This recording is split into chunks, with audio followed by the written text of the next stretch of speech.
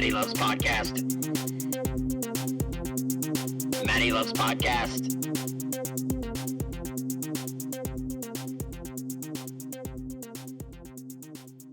Welcome, everyone, to episode 17 of Matty Loves Podcast. I am joined again this week by Dr. Tom Lucas and our guest friend, filmmaker Mike Ferraro. So please enjoy as we continue our discussion on Halloween and the movies that make this season so great. Are there any films that like you can remember when you were growing up around like, you know, Halloween that was just like you knew some kids that were like for sure like having a party and you were just gonna like have me like okay like so like the scene in Scream when they have the big party and they're just running Halloween in the background, that was like me, and I had a buddy of mine in high school throw parties, and we just throw horror movies, Fright Night, Halloween, we just run them all night, and no one would really watch them, but every once in a while, you know, you'd catch someone the kid that's tossed already and he's done and he's on the couch, on the couch, right, just you know, and we're sitting there watching like, you know, Jason, you know, takes Manhattan or whatever, you know, and just waiting for people to get all hacked up in it. Did you have any like not really, because I grew up in a small town. No, you grew up in New Jersey. I grew up in New Jersey for like the first 10 years of my life, and then I lived in Florida forever. I've lived in Florida since. Right. But the town I lived in Florida was like super small. You know, if you Google Weeki Wachee where the mermaids are, if you've ever heard about that place, that's where I'm from. I grew up there. So I never really hung out with a crowd of like people who threw parties like that, but most of my weekends were spent, because I grew up in the VHS era before Blockbuster video. Sure. There was a place that you'd rent 5 VHS tapes for $5 for 5 days. So Friday. How'd they do it? Did they have the videos behind it, or did you have to pull a card? It was the video behind it, because it was like a store. Right. When I was in New Jersey, though, like Clerks, like that was my video store practically. Oh, right? Okay. Like I didn't grow up in Asbury Park, but like that was how video stores were in New Jersey. So when I moved to Florida and I saw this one, I was like, all right. So you do five videos? And I would mostly do horror movies, right? And so my friends were like the nerdy cinema guys, and you know we'd be like 13 years old. We'd have like a Kubrick marathon. We'd watch like Clockwork Orange and The Shining, and then we'd watch like Texas Chainsaw Massacre. So like that's how I spent my childhood. So like when you hear me nerd out about cinema, it's because every weekend I was watching 5 movies. Okay. And then when I was 18, I graduated high school. I moved here, and I went to film school, and I worked at Blockbuster. And Blockbuster gives you 5 videos. So, and I would use mine, and if the other employees didn't want to use theirs, I would use theirs. So I was crazy. So I'd watch anything. Right. So that's really. And now though, my wife and I, when we have parties, we do that. Like if we do a themed party, like last year we had a school party. So we just on the TV all night was like John Hughes movies, Breakfast Club, and all that stuff. Yeah. Which there's a thing up there. Oh no, we're good. No, we're good. All right, we're good. This is the part, man. That was the boogeyman, and it's the greatest ambiguous ending of all time. As a matter of fact, it was. Oh, he's Donald gone. Pleasant shoots him. I don't know, 6-7 times. Yeah. He falls. You hear that great 70s sound effect. Yeah. Yeah. And then he's gone. And then when we run it back in Halloween 2, Michael Myers gets shot 7 times with a revolver. You can count it. He shoots him 7 times in the second one. And if they use a different house for him to fall out, they show him fall, and he walks up a ramp before he falls off the balcony. If you ever go back and watch it, he goes like, and then just falls. And then when he looks at Michael Myers' body outside after, you know, he's gotten up, there's like a perfect like circle of blood. Yeah. You know, and they don't even have blood there. These shots here. And he's breathing. Oh, God. Like, where is he? Any other filmmaker would have showed the grass, cut back to Pleasance, faded to black. But he was like, you know what, man? I'm going to go through all these locations. Like, where is he? It's almost like you're looking for him. Like, where is he? Well, when I was a kid, I was waiting for him to just walk by, you know, just and the fact that he didn't throw in, like, a last stab or something, like, it's a perfect movie. It really is a perfect movie. One part, though, that I did like going back to the Rob Zombie Halloween films was the ending of Halloween 1. When she just when Laurie gets the gun, sits on top of him, and just shoots him in the face. I was like, okay, one and done. I am totally fine with this. Yeah. You know, and then 2 came out. And, and then 2 came out. Yeah. Yeah. Nick Castle. Stunt. Yeah, there's one stunt in all this movie. Hey, stunt, get over here. Oh, maybe the stunt's when he runs up the car in the rainstorm at the mental institution. That's another thing too. Like, I feel like no one really do mental institutions exist like that anymore? Because I feel like when I was a kid, you know, watching One Flew Over the Cuckoo's Nest, I was like, oh, these places exist, and now no one talks about those places. Right? Yeah, and at least they don't even cover like how they got out. But that scene where we're in the car, we're in the car with Loomis, and he pulls up to the place, and you just see, and like, in the background you see like these zombies in the rain, and you're like, what's going on here, man? That's when I would put my car in reverse and just get out of there. Yeah, man. right. This is a bad idea, you know? Yeah. Because she's like, since when did they let all the patients out? Yeah. But, this was shot in California. Yeah, in California. But there is a Haddonfield, New Jersey. There is a Haddonfield, New Jersey. There was a website when I was a kid that was called 31 Miles Outside of Haddonfield, because they based it on the sign they showed there. Yeah. And I think that 31 miles outside of Haddonfield became HalloweenMovies.com, if I'm not mistaken. Side note about where my mother currently lives. My mother lives in Blairstown, New Jersey. Blairstown, New Jersey is where a lot of Friday the 13th Part 1 was shot. And in fact, in the film, in the beginning, before they get to the camp, a bunch of characters go to this diner. That diner is still in town, and I went to go visit my mom like 5 years ago, and we went to this diner, and I was just sitting there, and I'm like, man, this was in Friday the 13th. Wow. You know, and so it's super weird. And actually, like 2 years ago, they did like a Friday the 13th like screening there, where they did like a lot of like community events about Friday the 13th. But it's weird because growing up, I used to be afraid of Friday the 13th movies, but now watching them, I'm just like, oh, they're kind of ridiculous. Well, oh my god, look at that. Yes. Well, like I think that you know, overall, I think the first one's a freak show. You know, just because, you know, it's kind of you don't really know.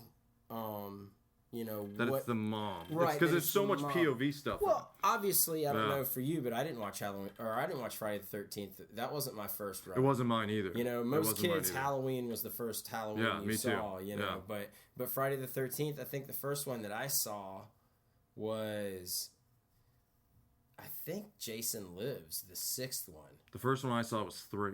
Which was in 3D when it came out in the theater. I have the Blu-ray now, and it comes with the. Get out! Yeah, Does it work? I haven't checked it out. That's the whole thing. It's like, is it just nostalgia that you got that, or does it actually? It does not hold up. 3D TV? Or, no, because it's not even that kind of 3D. It's the old purple and red, or red and blue, whatever. It's bad. Oh my gosh! In the very beginning of Part 3, when he's at those people's house and he's going through like the laundry that's hung up to dry, and you know, and it's like everything is just them like reaching out towards the camera to. My do favorite stuff. is when they're in the van and the guy passes the joint, and it's like,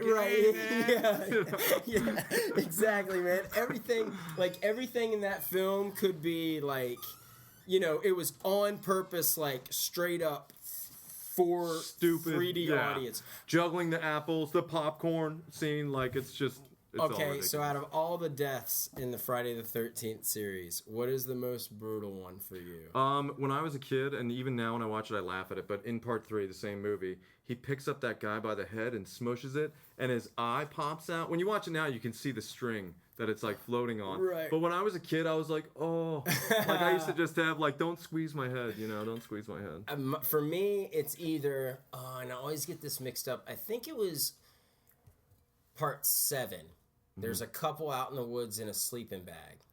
Oh, and he picks him up and he just bashes him against the tree. You know, that scene is actually has been cut in the original cut that still hasn't been released to this day. He actually does it multiple times, but the MPAA was like, no. Yeah, he just does so one now in the film it's just one. Yeah, but I want to see him do it multiple times. Oh, dude, when he takes the harpoon gun to the guy's testicles in the beginning of the 8th one, that is. Yeah, that's right. He also punches that dude's head off on top of the gun. Clear. And the best part of that movie though is like when he like takes the mask off. You know, those gang that gang. The punk rock gang. Yeah, the punk rock gang. You know, and he takes his mask off and freaks him out. his death in that movie, he goes out like such a bitch.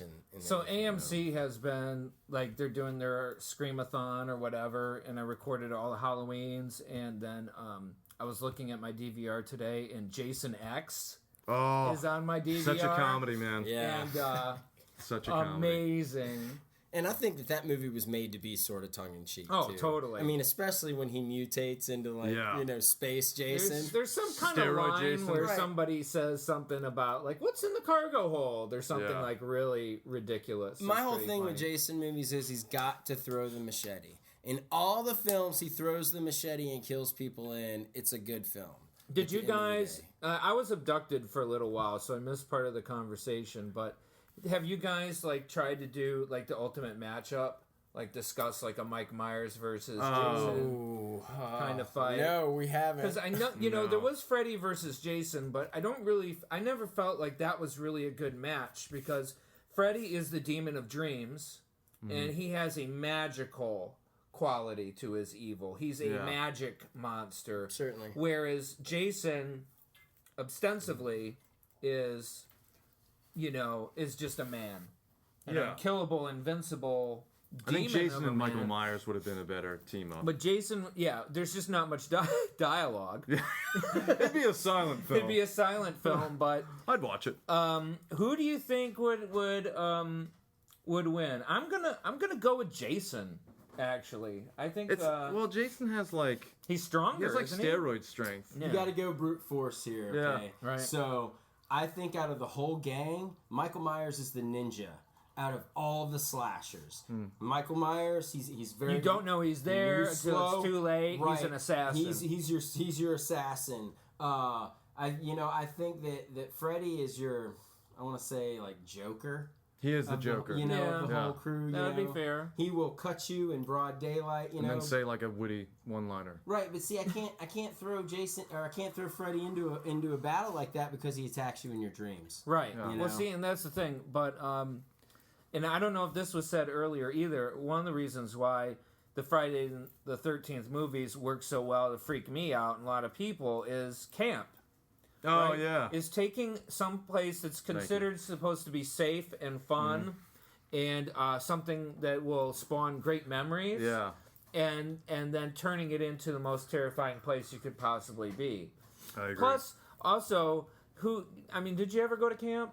Did you ever do the camp thing? I did like week-long summer camp one time. Okay. Yeah. I never did like the whole summer I never camp, had like a but wet I hot did- American summer. I'm Kind of I'm such a dork. Actually, one year I went to computer camp. Oh, and that's Yes. awesome. That got Matt's laughing That's- over. yeah, but that's awesome. Okay. I'm in awe of that. So I was in middle school and I had some buddies and they were going and I really wanted to go and you went for 2 weeks. Was it like and- Commodore 64? Yeah, Tandy it was. type computers? I did programming in BASIC. They Yeah. had a robotics lab. It was That sounds like but the greatest summer camp It ever. was pretty nerderific. But the thing is that when you go to camp, part of it is the telling scary stories around the campfire thing. And Friday the 13th, Jason, that comes to life. And you also know? not being around the protection of your parents. Yes. You know what I mean? And Yeah. and being kind of around strangers. Now that I'm an adult and I just had a kid, I always think about like, man, it's weird to leave your Right. kid at summer camp Well, with now strangers. the man. horror movies that are going to get to you is when the child is in danger. Yeah. There's a switch. Yeah. And it's probably already happened for you. But I have, all my friends who have children that were horror movie fans, suddenly some stuff becomes really problematic. Find that Rebecca For De them. Mornay. Yeah. You know, Across the cradle. they, Curtis Hanson. suddenly, or also like home invasion type scenarios, and anywhere where the child is in danger. I've my other friends that are parents, seen that. But and it's core for me. Great horror is when you take what is known to be a safe place or situation, and you pervert it. Yeah. You corrupt it. Yeah. And, Friday the 13th, Halloween. Suburbia. It's Halloween. It's suburbia. suburbia. Wow. I mean, it is Halloween. It is already the night when the fabric between the living and the dead supposedly disappears, and all kinds of things happen. Still, though, we started off the last show or whatever, talking about its greatness. it is, designed to be scary, but like Friday the 13th, hey, we're at camp. And also, the tropes like punishing the kids who have sex and punishing, the goofballs or whatever. Yeah, I would love to, we've talked in the past about, what I think you should do with a horror movie. And, like I say, I think you should just automatically set it in 1985. Make things really easy. Yeah. Have you heard this? I have, yeah. Okay. You talked about this, like, episode 1. Yeah, maybe. one of the first, maybe. I turn back the tech so you don't have to worry about all that kind of stuff. That's what makes It Follows work so well, because the year's ambiguous. None of them have cell phones. Okay.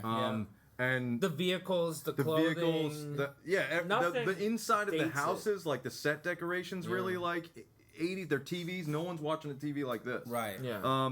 And that's what makes that film work so well. Is that it ignores tech. Oh man, yeah, you have to. Yeah, you got to get your hands. I'm definitely going to check that out. It's so hard to make a good horror movie now. It is. I have friends that they'll gobble up anything because horror is, the shelf that it's on. I can't be that all accepting.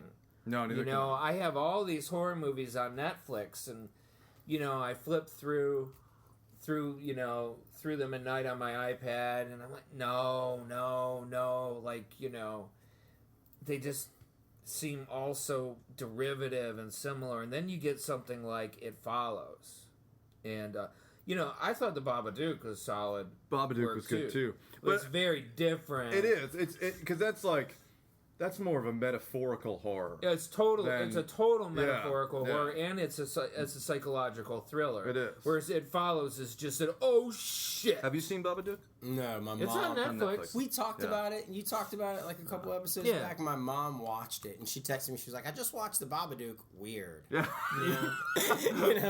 What kind of stuff does your mom watch? What kind of stuff does your mom watch? Because my mom is actually like super cool, and like will watch a lot of things you wouldn't expect a mom to watch. How does? I mean, honestly, my mom's awesome. Like, if I told her to watch a movie, she'll watch it. But like a go-to for her, like a couple years, like she's never like a theater person, but like when Saving Miss Banks came out, she was like, "You're going to see this movie with me." Yeah. Because when I was a little kid, I mean, I kind of thought my mom was Mary Poppins. Yeah. When I was a little boy. How so? I mean, just the way my mom is. She wasn't like sit up straight and all that kind of stuff. But I don't know. Her and Julie Andrews just kind of the similarities. Was your mother strict? No, not at all. Okay. No. But strict. Yeah, you said sit up straight. It's the way she took care of you. Yeah, it's just the way she took care of me. I get the idea that she has sort of a grace about her. Yeah, absolutely. And not only that, but she was also a big fan of Mary Poppins too. Like, she was, when my dad would talk about the movies that he dug when he was a kid, but my mom then would, she'd talk about the movies she dug when she was younger, that was she was telling me about Mary Poppins and Hard Day's Night, and stuff like that. Yeah. So she was like, see Saving Mrs. Banks, you're going to see that with me. But like my mom, it seems like since Netflix has come around, she loves watching the TV shows. Like she's a big fan of that show Parenthood. She really loved that show. She really liked Gilmore Girls. Okay. She cleaned that show out, My mom is a fan of Game of Thrones. Really? Yes. She being blonde, she has identified, of course, with Daenerys, the mother of dragons. Okay. And my mother is also a doll collector. All right? Not so much now, but there was a few years there where she was raging, okay? And when you go over to her... talking about porcelain dolls here. All kinds, yeah. The porcelain dolls and everything in between. So, as collectors ourselves, I appreciate anybody who has a collection of anything, because of the work that goes into it. But anyway, if you were to go over to her condo, last time I was there, I counted 300 dolls throughout the place. Okay? Staring at you. Have you ever thought about putting them into like one bedroom and just seeing what that would be like? I know, right? Or what happens when she leaves? Three things I got to get out. So one, she has a Khal Drogo and Daenerys action figures. Does she have like just the figures? She doesn't have like the super statues. No. Okay, just like the $15, $17, whatever, right? And then back when Titanic came out, she was a maniac about all things Titanic, right? And she went and saw it like 5 times and read books, and we went to a museum in LA when we were there. It's all Titanic stuff. And she has these, they're tall, they're like the old G.I. Joe size, like 12-inch or whatever. Yeah, right. She's got Leo and Kate Winslet. Okay. And Kate came with her Foot Locker, her whatever the rich people used to travel with, the closet in a box. And it has I think it's called a wardrobe. The wardrobe, right? And it has the safe, and it has the jewel? The jewel. Oh my God. But here's what makes my mom so awesome is she went online and she found the drawing that he sketches of her, you know? Yeah. And she printed it out in a size that would fit in the safe with the jewel. That's and, classy. Yeah, and That's added it. classy. Now, the last thing before I totally take us off on the doll thing. So, my mother has 2 very special dolls. There's a company called My Twin. And what you do is you send them a picture of a child about 4 or 5 years I love old. this already. And they make a doll that looks like that child. So, if you were to visit my mother's condo, you would see me, 4-year-old version of me, like actual size, and weight. These things are creepy to no end. And I believe I'm currently dressed in Red Wings gear. Okay, I got like a little Red Wings jersey and all that. That's Sitting next to me is a My Twin doll of my mother. She had one made of her when she was a kid, and we sit side by side. That's the greatest. Mom, I know you're listening. I love you, and you know that we've laughed about this forever and ever. So I would be a little doll if you went up there would be staring at you with my big crystal blue eyes. I mean, like, dolls don't freak me out, but I think a room full of dolls staring right at me probably would kind of just start to make me feel a little uneasy. And can I pimp out one other thing too? Have we talked about Robert the Doll on this show? And the Keys, down at Keys. Yeah, right. So on Halloween, on Halloween Day, Southern Haunts 3. Horror anthology that I'm in comes out, and my Robert the Doll story is in that.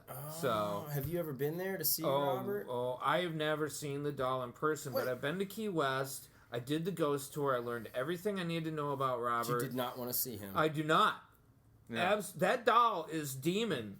Yeah, dude. I do not mess with stuff. You would never see me go out and get a Ouija board rug because I think it's cool. I don't mess with that stuff. Yeah. I don't know what it is, and I'm not saying necessarily that I believe in ghosts or the supernatural. You just don't want to mess with it. Yeah, out of sight, out of mind. I just know there's something greater than me in the universe, and not all of it's probably nice. Yeah. So I don't mess with these things. So yeah, Robert the Doll. I've been captivated, obsessed, fascinated by the story. For those of you listening, just Google Robert the Doll on Wikipedia and be prepared to be freaked out. It's a real thing, and it's really weird. Yes, so... Did I totally derail the conversation? No. Well, no, I just think about you mentioning Robert the Doll, and it's just, she's bad luck. It's bad luck. From what you told me the other night, that's just horrific. Yeah, it's a cursed doll. The Chucky movies, to bring it back around. We can talk Chucky, maybe. Classic. The Chucky movies were inspired by the stories of Robert the Doll. I've actually met and talked with Don Mancini, who wrote all the Child's Play movies, more than once in my life, which is very strange. Okay. But yeah, what was that like? The first time I met him was at a Florida film festival. He came to talk on a screenwriters panel with the guy who co-wrote Face Off with John Travolta. Very weird panel. That movie is so bad, it's good. Oh, it's the dialogue. Oh. Yeah.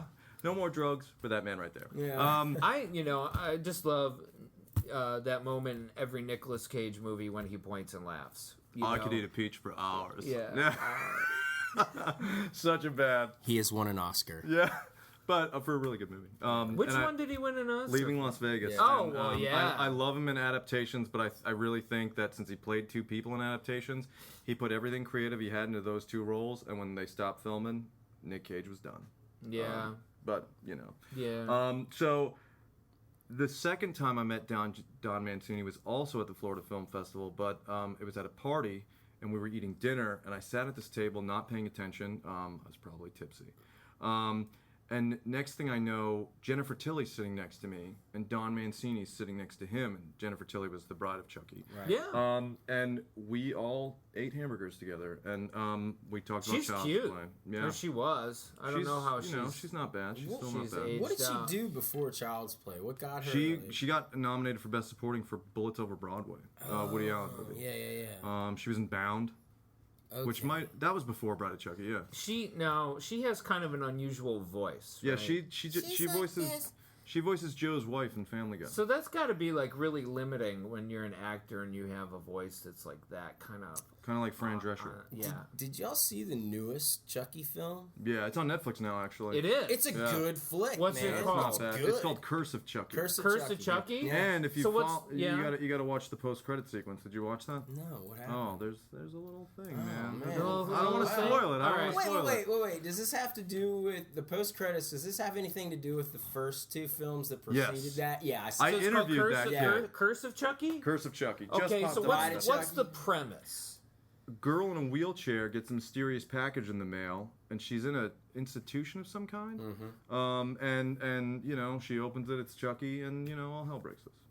And it's not It's like different. It's It's not not a clean comedy. Chucky. She It's doesn't not get a clean comedy. Chucky. She gets hacked up yeah. Chucky. Like Chucky's yeah. already screwed by the time she Yeah. gets there. He's And already beat up. it's also less of a comedy than the Seed of Chucky was brutal. Oh yeah, for so, sure, yeah, man. I mean, but, that was just I don't really understand what they were trying to do with Seed of Chucky, because for me, it's like a doll, but he's just like talking so much shit to his son the whole time. I'm like, God. And this I is- didn't care about anything that was happening. in that Yeah, movie, I but, didn't either. I like the first one a lot. Did you so that guy that you talked to, he what's his name again? Don Mancini. Don Mancini. Did he write Curse He of wrote Chucky? all of them, He's and he written directed. everything. He directed Curse, and he directed Seed. Okay. But if you look him up on IMDb, it's like his whole filmography is Child's Play movies, and he wrote an episode of Tales from the Crypt. Get out of here. Yeah. Dude, Yeah. I feel like that guy probably is like spend his money wisely then. Yeah, you I know? mean, and he's awesome. Like he's a really cool person. And I saw the panel that he was on, and they just talked about screenwriting, and he's really insightful considering his body of work is just. I think if Child's Play if Chucky got involved in that slasher beatdown, I don't think he would stand And much of a I mean, chance. Chucky itself is Brad Dourif. I mean, Right. Brad Dourif's first movie was One Flew Over the Cuckoo's Nest. He played Billy Bibbit, and he was nominated for an Oscar for that. That guy is Chucky. Like, Right. Right. Crazy. Yeah, I mean, you go back to One Flew Over the Cuckoo's Nest and just see everybody in that room, and you're like, holy shit. Yeah, I actually interviewed the kid who played Andy Barkley at Screamfest the same year with Daniel Harris. It's also on YouTube. If you want to do a quick Google, man. Really, Pimp myself out. Yeah, no doubt, Yeah, man. Yeah. Oh. Well, awesome.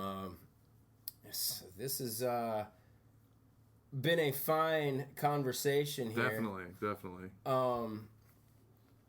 I'm just trying to think about, because I had in mind when we sat down here to kind of roll over like this slasher genre.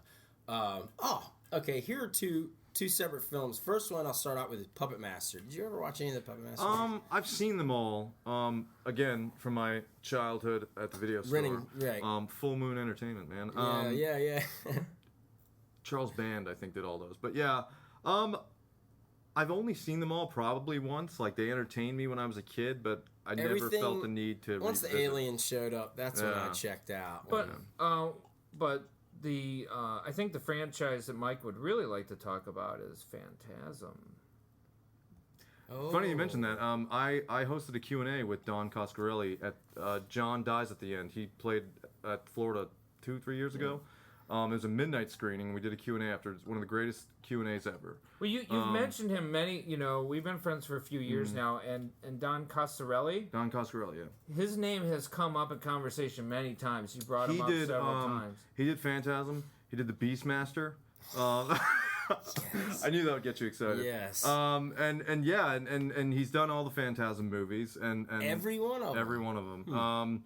And I have a love-hate relationship with that franchise. Like I like 1 and 2 okay, 3 and 4 not so much. I remember I watched the first one on like WGN. Yeah. Late at night. Oh, well, when I was a kid, I remember seeing commercial for it, and you're already afraid that there's something under the bed, and then of course, one of the things that's in the trailer is when all the hands come from underneath the bed and pull down, like, great, now I'm never sleeping again. I also love how he used the same cast.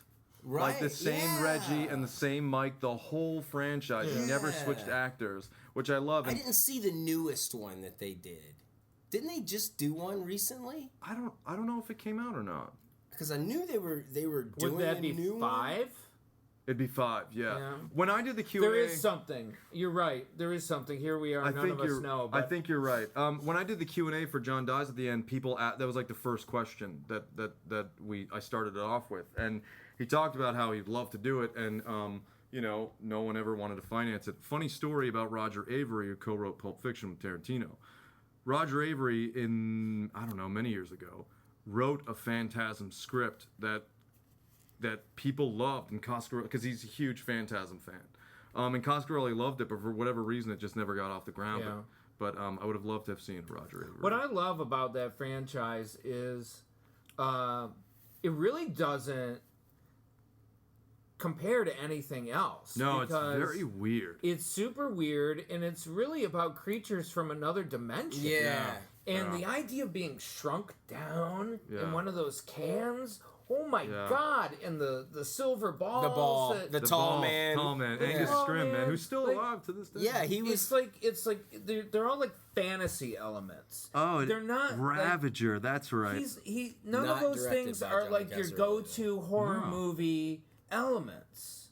It's like more like going into the creepy wizard's castle. Right. It's just so different, and it is the thing of nightmares. Like the imagery in that film is so surreal and dreamlike. The second film in the series came out. The second film in the series came out in like '88. Late '80s. It came out around the same time. I think it's like Halloween 4 and Jason Takes Manhattan and all of that. And then I guess around that same period of time, the Hellraiser series too. All those sequels. But there's no money. There was never any money behind the Phantasm movies, and the acting, is really. Well, the funny part about the characters is I think their names are actually the actors' names themselves. Yeah, probably just made it easier. I mean, especially the first one. The acting is really rough. Yeah, it's super rough, and the dialogue is pretty wooden. I think that the first film is one of those, horror, freaky films to where they're like, I got an idea how to kill this person, and I got an idea how to trap bodies in the most terrifying way possible. Mm-hmm. I've got a great weapon, and I've got a freaky dude that wields it.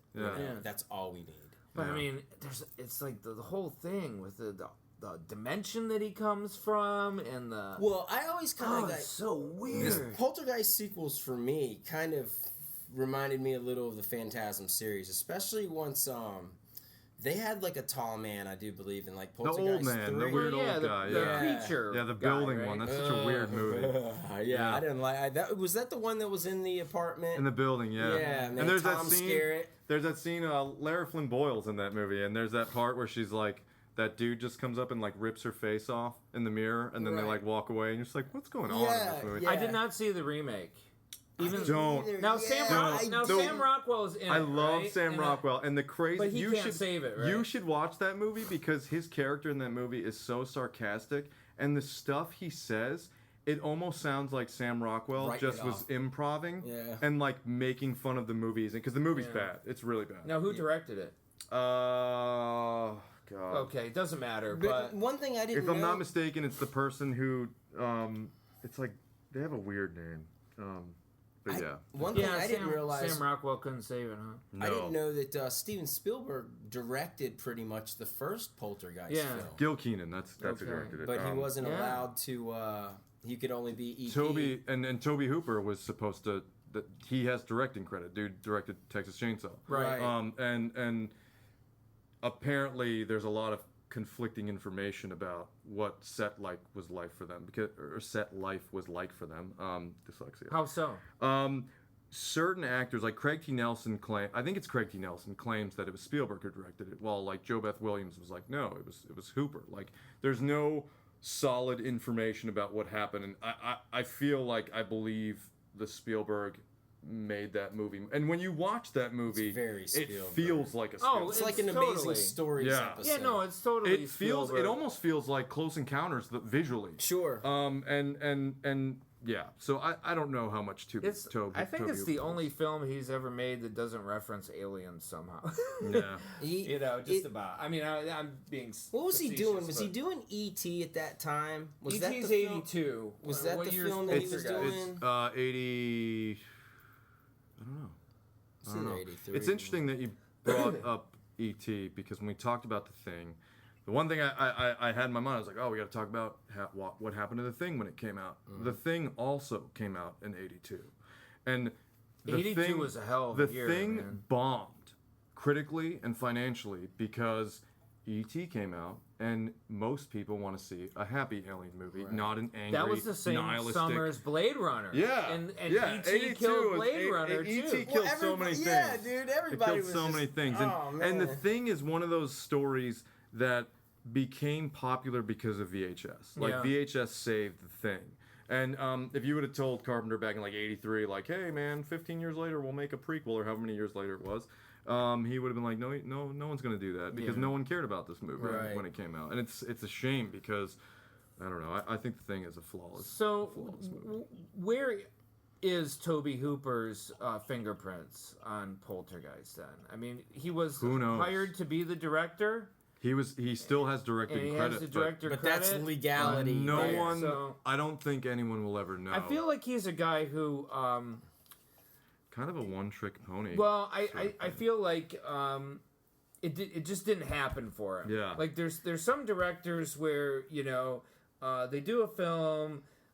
It gets them a reputation, and then they just start rolling. It's like him and they do a great thing, and then something happens. Tobe Hooper and Wes Craven had a very similar start. They both started making these dirty movies, and by dirt, I don't mean dirty like porn. I mean dirty like when you watch Texas Chainsaw, which doesn't have a lot of violence. You feel but every time I watch it, I want to take a shower when it's over. Right. Sure. It's so dirty. Yeah. Same thing with Last House on the Left, which is a dirty movie, literally and figuratively. And then Wes Craven kind of became popular, and Tobe Hooper just never really had the career. And that's the stuff that we're not really privy to. Sure, relationships with the we don't know, and everything. because Tobe Hooper made movies, but if you watch him, like he made Funhouse and Invaders from Mars, which is brutal to watch. And Wes Craven, of course, like found success, and I mean, Wes Craven made Swamp Thing, for Christ's sake, and and survived it. And survived it. Yeah. Right. What's your favorite Wes Craven? That's a good question. You know, one that I like that nobody seems to ever talk about is Shocker. Oh, wow. Shocker. Peter Berg acted in Shocker. Now he's a director. Yeah, I mean, he made Hancock, and he made The Kingdom. Right. There's one thing, and Shocker is really a very funny movie. So it feels 80s, even though it was made in the 90s. Yes, exactly. It's a very funny movie outright, but something that might be unintentional, I've never quite figured it out, is there is a scene where we're in a park, and Shocker, he comes out of nowhere on a bulldozer. Okay? Oh, yeah. Right, tries to run over the protagonist or whatever. The thing that's so hilarious about it is that there's zero indication that a bulldozer is about to enter the shot, and we're in a park. We would hear it, right. the bulldozer, and they never bothered with any Foley or whatever. Just suddenly pops out of nowhere. It's just a quiet thing in the park, and all of a sudden there's this bulldozer. Hilarious. So I'm not saying that this is the greatest Wes Craven movie ever made, but personally it's my favorite just because of like how old I was when I saw it. But People Under the Stairs. My God, it's so good. You watch that movie now, it's really cheesy, but when I was a kid I was like, holy shit, this is super creepy. Have you? Yeah. Why does that weird brother and sister, because I think it's revealed that they're brother and sister. Yeah. And then they have this kid, like, I feel like there's more he could have dove when into. he's running around in the leather gear too, and it is very cheesy, but it's sort of I love how in a way the criminals who break into the house to hide or whatever, they really are the invaders. Ving Rhames is in that movie. Yeah. That's right. They really are the invaders. They've invaded. But then you root for them, and because then you root for them. it's like you want them to like destroy this family, this weird, creepy S&M brother and sister. I'm so glad that you mentioned it. It's such a. You know, we were talking about John Carpenter for so long. We never mentioned Christine, and I even mentioned Stephen King. I hear you knocking, but you can't come in. I love Christine. Yeah. I wish that the lead could have been somebody else. You know, John Stockwell. I'm going to get nerdy again because this will pop up on Jeopardy. John Stockwell, who was not the dorky guy who becomes the badass, but the jock guy. Mm-hmm. He directed Blue Crush with Kate Bosworth. The surfing movie. Yeah, the surfing movie. No kidding. Yeah. And a Blue Crush reference makes its way. Yeah. I love it. I think. How about for you, Matt? Wes Craven. Are you gonna go with Freddie? Yeah, we talked a little Freddie earlier. No music from the Heart fans. Okay, how about In the Mouth of Madness? We talked about that. Okay, Yeah. When you were abducted. I love that movie, and I feel like it doesn't get as much cred. It navigates a Lovecraft story. It's like a very Lovecraft, well. Stephen King. Yeah. Max. And since you guys already talked about it, I won't belabor it, but also to sort of pimp out, next week on Wednesday night, I'm reading at a horror movie poetry night hosted by John King, who's one of the great Orlando literati. And we each had to pick a movie to write. And it doesn't have to be a straight up poem. Like, none of the poems that I write ever are Poemy. Poemy. Yeah. Yeah. You know, I'm like a prose poet when I do write. It's spoken word poem kind of stuff. Yeah. Without being bing bang boom pow. But I picked In the Mouth of Madness to write about. Well, if I can do the babysitter, I'm there, man. I've seen that film so many times, and you need to get an ceases. assistant that videos your readings so you can put them on like your Tom Lucas author webpage. I periscoped my last one. Yeah. I don't know if you had a chance to see that, but I should. I wonder if I can download that. I do have a YouTube channel with a couple. I have remember the book signing for Leather. And your amazing leather commercial? Yes. Oh, and love that have you commercial. ever? Have you ever seen this leather? I've never seen the great. trailer It's for my so book. good. It feels like it should be a commercial from RoboCop. Yes. Like, it's so good. Oh, wow. In fact, as soon as we're done recording this show, I'm going to make you watch it. But Leather to the Corinthians, just search on YouTube, folks, and it's a. And then buy it on It's Amazon. about and then buy the book if you haven't already. It's about a 3-minute commercial, you could say, for it. Sometimes I've thought about breaking it up into the 4 separate chunks and doing separate, but you're right about the doing video of the readings. I actually, had taken a long break from doing spoken word, but lately You're on fire, man. I've done it. God, I don't know. I've done like 5 or 6 readings in the last month and a half, and so I guess we're back.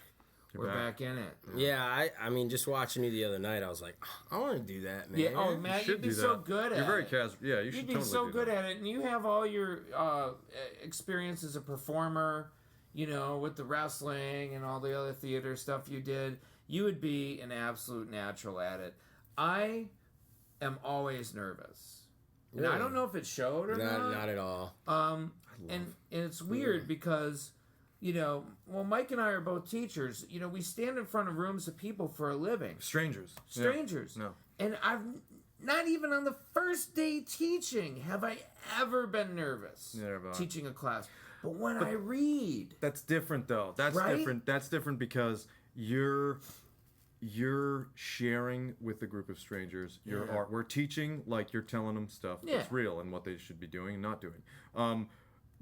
I had a similar experience August when I showed my film. When you screened your film. at Enzi, and there was like and where can our listeners, can they see it anywhere? Nowhere yet, because I'm still waiting to hear back from Okay. festivals, but as soon as it's ready. Well, when share. it is available for public viewing, we will mention that on the show. For sure, yeah, definitely. But so the first showing was at like a local I guess, exhibition of filmmakers, and I remember being in there, and it's because it's something like when you read, it's your something shit. you wrote and created, Yeah. and you don't know how people are going to take it. Right. So my film is 10 minutes and 30 seconds long, and there was 180 people in the room, and about, I knew maybe 20 of them.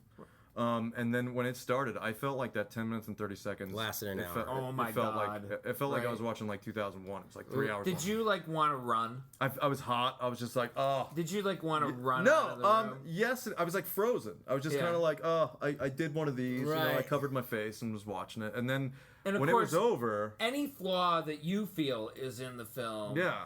is Glaring. Yeah. glaring. Yeah. It's like times 1,000. Right. Whereas most people, Yeah. you know, you when you were editing it, God knows how many times you looked at it. It took me 8 months know, to edit it. right, Like, Did it- you run it on the but- big screen beforehand? No, that was No, the first that time I was its saw it on the big premiere screen. on the big screen. Yeah. And so when it was It was over, well received too. yeah, we won second place. And, Hell yeah. yeah, because they do Should votes have taken and, first, but in my opinion. And then when people came up to me afterwards, complete strangers, and they reacted to it really strongly, and I was like, okay, so I did something right. Like all my stuff in my head, and I you guys are writers, like you know that every time I write something, I think it's garbage. Like that's just my first reaction. Sure. And I was a film critic, and it's the same way. Like every time I write something, it's garbage. But now, so that experience, so I get it. Like teaching is not a nervous thing at all, but sharing something you created and you kind of nurtured, and that for me was a very personal story. It's about my grandfather. I was really. It's an incredibly emotional piece. And on that day, the other films that you were screened with, I don't think any of them, even those that were character-driven or emotional pieces, Mike, man, I just thought you blew them all Well, out. thank you. And water. but again, that from the moment my company logo flashed on the screen, it was just like I felt like I was on fire, and it was just like, Yeah, how are yeah. people gonna react to this, Right. man? So, are you ready to read? yeah, Yeah, right. yeah. So- but it's Incredibly satisfying, yeah, it's right? super satisfying. Even if There- I made something bad, I felt like when it was over, and because they play the movies all in a row, and mine was Right. in the middle. Yeah. When the next one started, like people applauded, like everyone clapped. And the next one, I was just like kind of like, oh, it's over. Like I felt like a weight was Right. just Yes. like off my shoulders. So you know, and then too though, there's this adrenaline rush that you get Yeah. when you're done that I'm sure you felt plenty of times when you were wrestling and doing all your Oh, well, stuff. y'all talking about and- this? I'm just relating You it to know, back when I Yeah. had Yeah, to you know do that something. rush when you get done. My rush you came know. during the Q&A. We did a Q&A, and I got to like talking, and that I wasn't nervous during that part. Right. But like I was just nervous in the dark, just Right. watching it. But Yeah. I don't know. And now I can't wait to do it again. Like I want to do it again really quick. Yeah, we want you to. Yeah, and I'm And, shooting something else in January, and it's not going to take me 8 months When to cut. when you get done shooting, I'd like to have you come on and talk about how the shoot went. Oh, and, sure. And share with I get us. yeah, and and I'll stuff. share with the details. I'm keeping them under you know. wraps. Yeah, So, right. yeah. Well, of But course. it's weird we're talking about horror today because this is gonna be like my first. I wouldn't say it's horror. You read it, but I wouldn't say it's horror. But I would say it's like creepy thriller. It's suspenseful, Yeah, so- and it is definitely a psychological thriller. Yeah. And it really plays on My new parenting job. well universal themes of, Yeah. of a parent wanting to protect their child, you Yeah. know, and that sort of thing. I think, I'm looking forward to it. and I'm really excited. we've talked too about maybe doing. I've got a little Tales from the Crypt kind of thing that Definitely. came. That was published in Potter's Field 5 earlier this year. That is. But I still managed to get a little bit of bizarro elements. Yeah. in Oh it. yeah. Oh But yeah. it's a Tales from the Crypt episode. Yeah. You know, it's or at least my take on it, Yeah. and I would love to see that because one of the characters is an elephant in a suit, Oh, Yeah. I know. and he exactly talks what you're like a Bronx brawler type, you Yeah. know, and. And if we can get someone to design that, I think it would be awesome. Oh my So, god! yeah, Like the bunny from Donnie Darko. Yeah, Like Frank the yeah. bunny. Like that's the kind of. This like, is a story of the guy that has keeps seeing this elephant head in a suit that that's talking to him, right? Well, no one else can see him. No, well, no one else can see him, but he is real. He's physically there in the story, and in fact, he kills for him at one point. But the basic idea is my inspiration Dinner was party, right? was Yeah. the elephant graveyard. elephants mourn their dead. It's They go to a specific place to die, and then their descendants go to these places, and like the intelligence that these animals have is just off the charts. It's really depressing. Yeah, it's really right. It's crazy. So I thought, what if a guy lived in ostensibly an elephant graveyard? What if his house became a point where people were driven to go to it to die? And how would you do it? And I thought, should I do this dramatically? Should I do this as a total dark comedy? What should I do? So anyway, it's about a professor who has never gotten the respect or done the work that he's wanted to, and he's obsessed with translating this book. And he comes across an artifact that basically allows him to do it, but it turns his house into an elephant graveyard. And so people start coming to the house and dying. And this relic has also caused our elephant in a business suit to show up and sort of protect him and also make him follow the rules of it and all that stuff. And so it's because he doesn't want him to die at first, and he's like, "No, you got to let him die." Yeah, well, the guy is like, he doesn't want to have anything to do with it, right. you know. But he wants to translate the book even more because it's been haunting him his whole career. And of course, he has, his department chair is ridiculously successard and published and has done all these anthropological studies and digs and has all these artifacts. It reminds me of like Stellan Skarsgård from Good Will Hunting, to Robin Williams. And I would love to. Me love too. To shoot that, man. Yeah, and I think that would be awesome. I'll get you a copy of the story. Yeah. Right on. Yeah. Right on. Well, we've been sitting here recording a couple episodes. Yes, worth of material. This is great, man. Yeah, this is great. I've been wanting to get you on. absolutely. I've been wanting to be here anytime. I would do this. And you've been such an ardent supporter of the show, and thank you for that. Oh, no problem. You guys are rocking it. Awesome. Well, before we close it out here, Mike, is there anything that you want to promote that you have going on? I know you've been in a creative chamber for about a month. Yeah, now. I've been on vacation.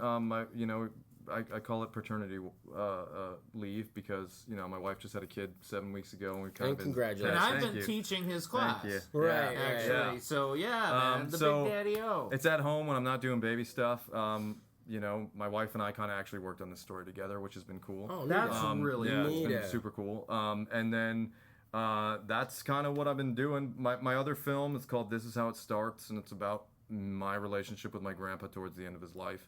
And it's currently out to festivals right now, so I'm just waiting to hear back. So I think at the end of April I'll hear back from all of them, and then I'll be able to put it online for whoever. But, cool. Well, definitely. I hope you get in all of them, man. Yeah, really I'm actually my expectations are just like I just want to be in one. That's really all I care about. That's cool. all I care about. That's cool. Because it's my first stab. It's realistic.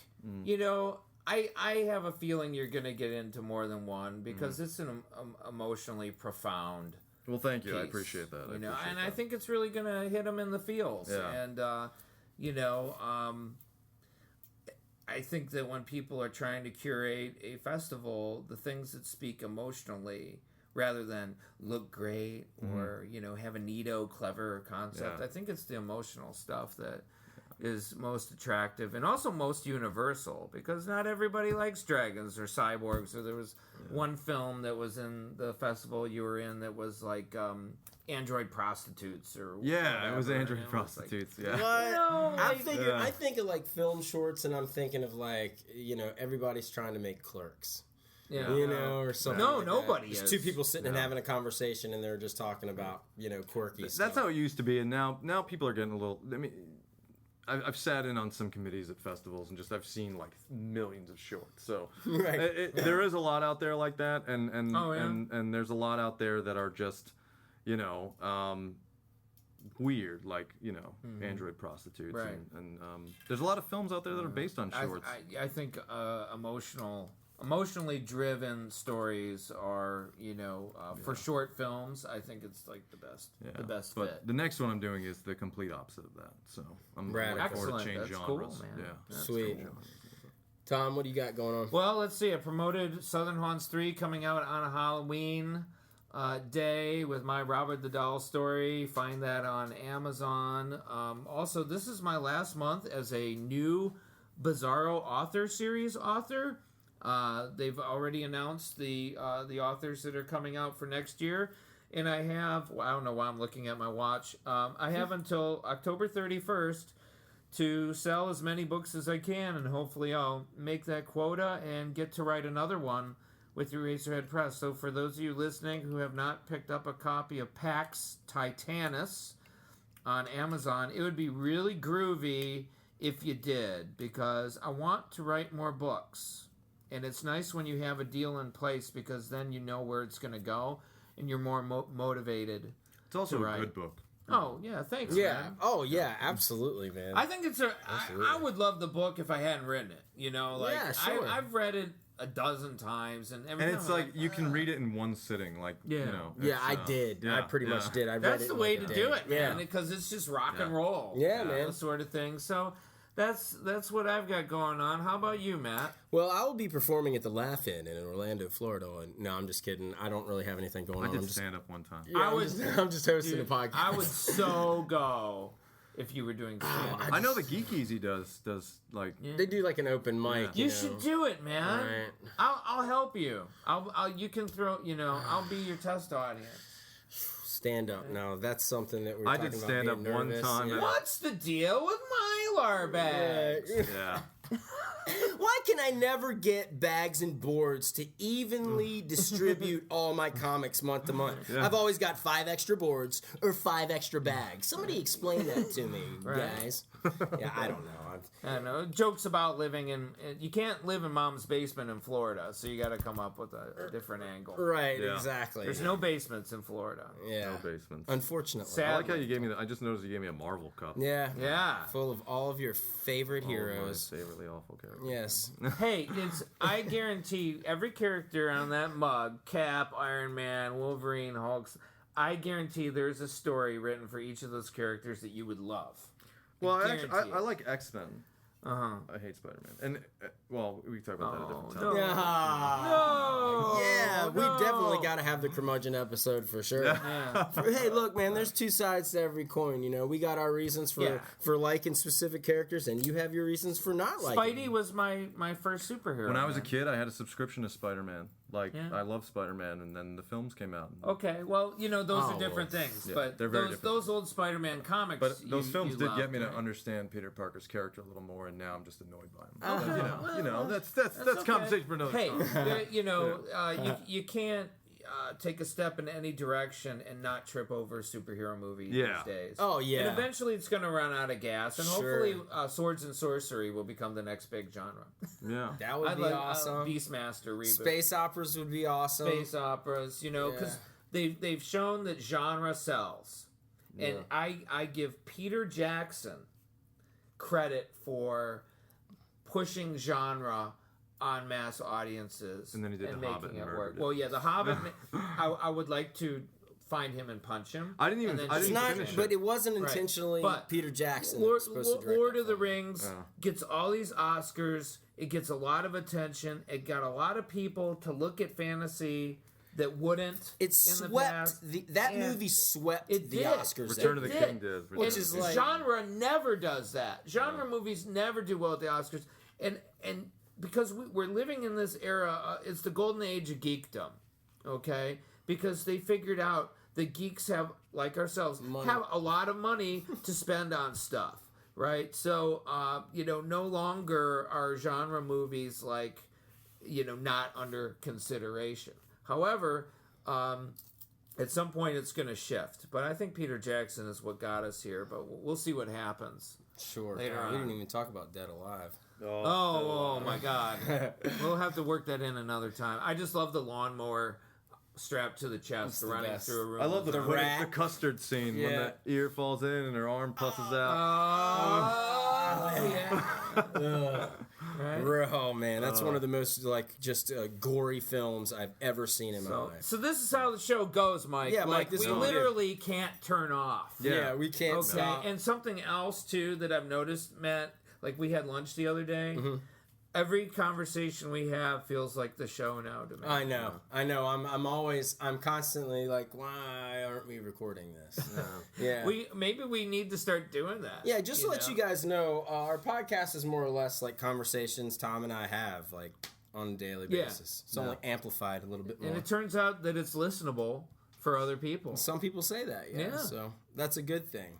And with that, I'm going to take us out of here.